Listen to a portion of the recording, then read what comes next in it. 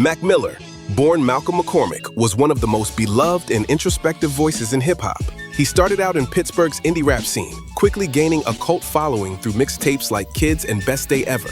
Over time, his sound matured, from frat rap anthems to jazz-infused records like Swimming, which dropped just a month before his death. On September 7, 2018, Mac died at age 26 from a lethal mix of fentanyl, cocaine, and alcohol. It wasn't an isolated incident. He had long struggled with substance use and had spoken openly about addiction and depression in his music. His sudden death sent shockwaves across the industry. Fans and peers mourned the loss of an artist who had just hit his stride. After his death, his family released Circles, a posthumous companion album to Swimming that showed just how much musical ground he was still covering. Tracks like Good News revealed a man seeking peace but weighed down by darkness. His legacy lives on through the Mac Miller Circles Fund, which helps young musicians battling addiction. Mac didn't just rap, he evolved with each project. And the tragedy is that just as he found his voice, it was silenced. Juice WRLD, born Gerard Higgins, was one of the most streamed artists of his era before his life ended at just 21. On December 8, 2019, he suffered a seizure at Chicago's Midway Airport and was later pronounced dead. The cause was an accidental overdose of oxycodone and codeine. Juice came up fast. He started on SoundCloud, blending emo, rock, and melodic rap into something new. His breakout hit, Lucid Dreams, sampled Sting's Shape of My Heart and went multi-platinum. By 2018, he had signed a reported $3 million deal with Interscope. His debut album, Goodbye and Good Riddance, connected with fans over raw topics like heartbreak, addiction, and anxiety. He followed it with Death Race for Love, which debuted at #1. But behind the success was a growing drug habit. Juice often talked openly about his struggles with lean and pills in his lyrics and interviews. He'd even rap about dying young. Lines like, "What's the 27 club? We ain't making it past 21" hit harder after the fact. Juice WRLD left behind a devoted fan base, unreleased music, and a clear impact on how vulnerability and addiction are addressed in modern rap. His posthumous album, Legends Never Die, would debut at #1, further cementing his legacy. Lil Peep, born Gustav R., was one of the first major artists to fuse emo, punk, and trap into a new sound that would eventually be called emo rap. Raised in Long Island, New York, he started uploading music to SoundCloud in 2014, mixing hazy guitar loops, lo-fi beats, and lyrics that openly discussed depression, addiction, and heartbreak. His fan base grew fast, especially online, where his DIY aesthetic and raw honesty stood out in a genre often defined by bravado. By 2016, Peep had dropped 2 breakout mixtapes, Crybaby and Hellboy, which earned millions of plays without major label support. His style, face tattoos, bleached hair, painted nails, challenged rap's image and drew as much from My Chemical Romance as it did from Chief Keef. He signed with First Access Entertainment in 2017 and released his debut album, Come Over When You're Sober, Part 1, just months before his death. On November 15, 2017, Lil Peep died in Tucson, Arizona from an accidental overdose of fentanyl and Xanax. He was only 21. His death shocked the industry and highlighted the growing danger of fake pills and opioid-laced drugs. In the years since, Peep's legacy has only grown. He's widely credited with reshaping the sound and emotional tone of modern hip-hop, influencing artists like Juice WRLD, Trippie Redd, and Ian Dior. Lexii Alijai was a rising star out of Minneapolis whose talent blended poetic rap with R&B sensibilities. Born Alexis Alijai Lynch, she released her first mixtape, Super Sweet 16s, on her 16th birthday, showing early signs of lyrical maturity beyond her age. Her sound was honest and introspective, often touching on heartbreak, ambition, and growing up as a young black woman in America. She gained attention online with freestyles over popular beats, eventually leading to collaborations with established artists. One of her most notable features was on Kehlani's track Jealous, which introduced her to a wider audience. In 2017, she released her debut studio album, Growing Pains, an emotional, personal body of work that solidified her as one of the most promising young voices in the Midwest. Tragically, on January 1st, 2020, New Year's Day, Lexii died from an accidental overdose involving fentanyl and ethanol. She was only 21 years old. Her death stunned fans and fellow artists, cutting short a career just starting to take shape. While she didn't have the chance to become a household name, Lexii Alijai left behind a strong impression. Her writing was fearless, vulnerable, and real. For many young fans, especially girls, She represented what it meant to be authentic in a genre that often isn't forgiving. Old Dirty Bastard, born Russell Tyrone Jones, was one of the most unpredictable and unforgettable voices in hip-hop history. As a founding member of the Wu-Tang Clan, he helped redefine East Coast rap in the early 90s with his wild charisma, slurred delivery, and unfiltered personality. His solo debut, Return to the 36 Chambers, the dirty version in 1995, was raw, chaotic, and certified gold. Songs like Brooklyn Zoo and Shimmy Shimmy Ya captured his unique energy, half genius, half madness. ODB became just as known for his behavior off stage. He interrupted award shows, gave unpredictable interviews, and was constantly in legal trouble. But behind the spectacle was a rare talent who never tried to fit in. He brought humor, danger, and soul into everything he did, making him one of the most original artists of his time. On November 13, 2004, just 2 days before his 36th birthday, ODB collapsed and died in a Manhattan recording studio. The cause was ruled an accidental overdose from a mix of cocaine and tramadol. His death marked the loss of a creative force who had always pushed boundaries. Even now, Old Dirty Bastard's legacy stands out. He didn't follow rules. He made his own lane and became a symbol of raw, untamed expression in hip-hop. ASAP Yams, born Steven Rodriguez, wasn't a rapper in the traditional sense, but he was the mastermind behind one of the most influential hip-hop collectives of the 2010s, ASAP Mob. From behind the scenes, Yams shaped the careers of ASAP Rocky, ASAP Ferg, and the entire mob movement by blending New York street culture with Southern trap, Houston screw music, and Tumblr-era aesthetics. Yams was the internet-era visionary.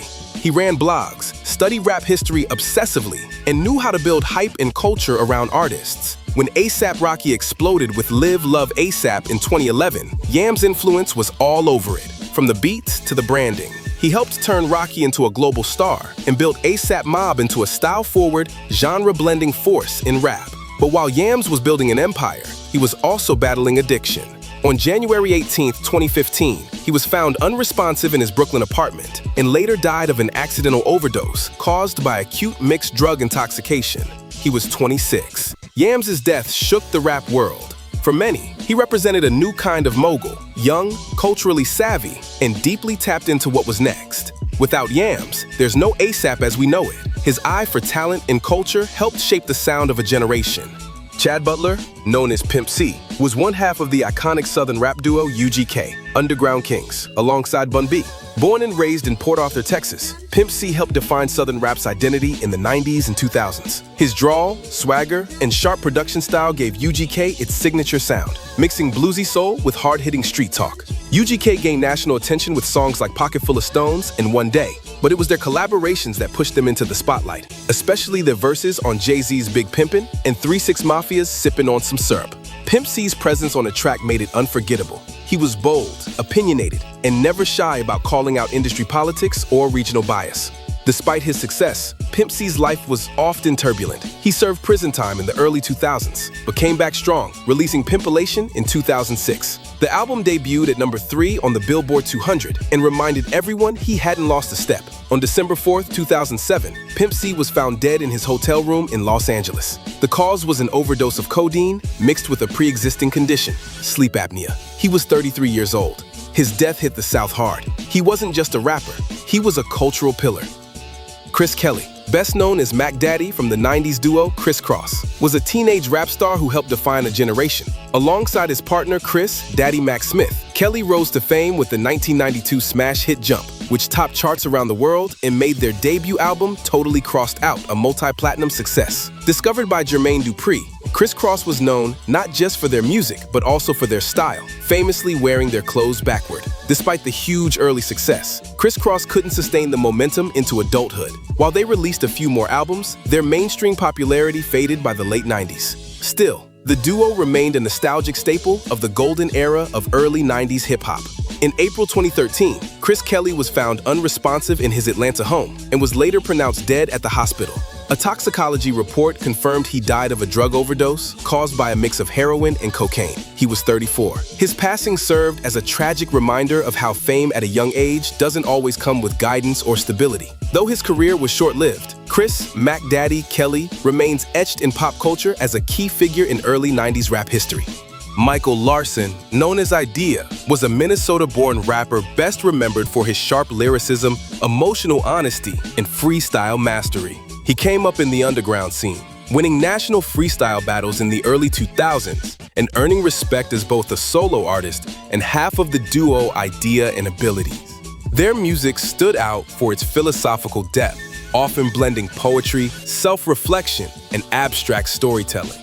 Eyedea wasn't just a battle rapper, he was a thinker. Albums like Firstborn and E&A tackled topics far outside the usual scope of mainstream hip-hop. He also explored experimental sounds with groups like Face Candy, merging jazz and rap long before that became trendy. Despite critical acclaim and a loyal fan base, Eyedea stayed mostly independent and underground. On October 16, 2010, he died in his sleep from a drug overdose caused by opiate derivatives. He was just 28. Eydea's death hit the underground community hard. He was seen as someone who had a lot more to say and wasn't afraid to push boundaries. In a world that often rewards style over substance, Eyedea quietly proved that substance could speak louder. His work still resonates with fans who turn to hip-hop not just for beats, but for meaning. Jacob Thureson, better known as Hella Sketchy, was part of a new wave of internet-born rap talent. Raised in Austin, Texas, but born in the Philippines, he built a name on SoundCloud with a genre-blending sound that mixed emo, trap, and lo-fi pop. His music was raw, melodic, and often centered on themes of isolation, heartbreak, and substance use, topics that connected him with a younger generation navigating similar struggles. At just 17, he caught the attention of major labels and signed with APG Atlantic Records in 2018. He dropped songs like What Happened and 2 Cups, gaining thousands of followers on SoundCloud and YouTube. He was part of a growing scene where bedroom production and emotional vulnerability were taking over the internet. And Hella Sketchy stood out for how natural he made it all look. But his rise was cut short. On June 13, 2019, he was found unresponsive and placed in a coma. 2 weeks later, on June 27, he passed away from a drug overdose. He was only 18. His father later said his death should be a wake-up call about how we treat mental health and addiction in youth. Hella Sketchy had talent, potential, and reach. But like too many, he left before he ever got the chance to fully use it.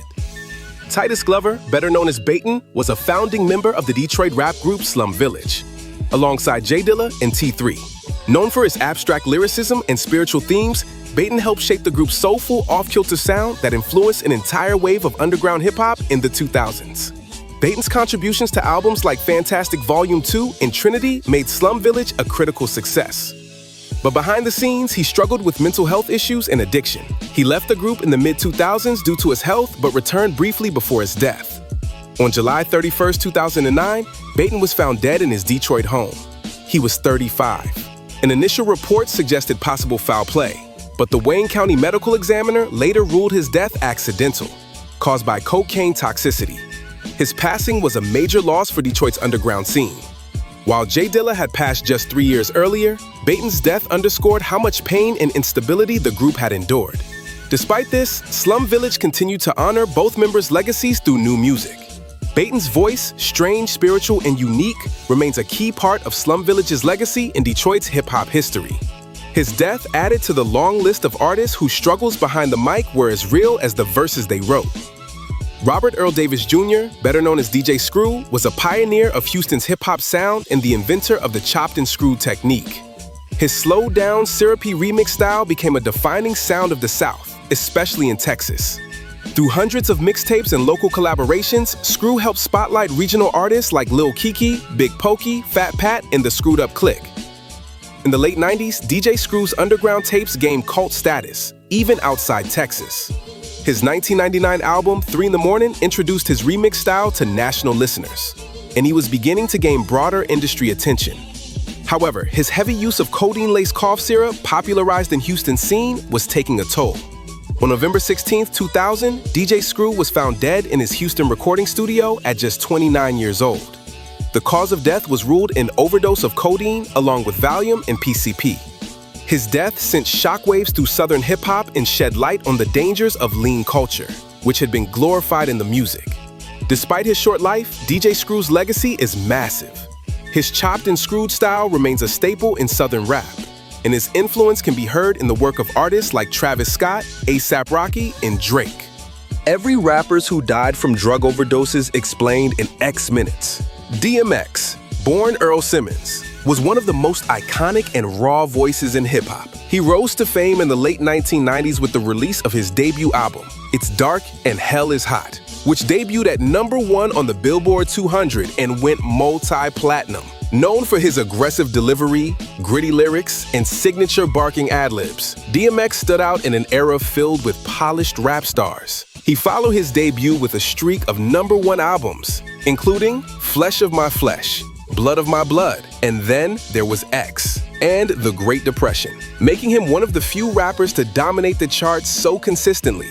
Outside of music, DMX also made a name in Hollywood, starring in cult favorite films like Belly, Romeo Must Die, and Cradle to the Grave. But behind the fame, he struggled with addiction for most of his life. His battles with substance abuse were well documented and often played out publicly through arrests, rehab stints, and court appearances. On April 9th, 2021, DMX passed away at the age of 50 after suffering a heart attack reportedly triggered by a drug overdose. His death marked the loss of a deeply influential figure, one whose pain and power were always felt in every bar he rapped. Every name on this list left behind more than music. They left a message, a warning, and a legacy. Their stories remind us how real the struggle with addiction can be, even at the top. If this video moved you, drop a like and hit subscribe. More stories like this are coming.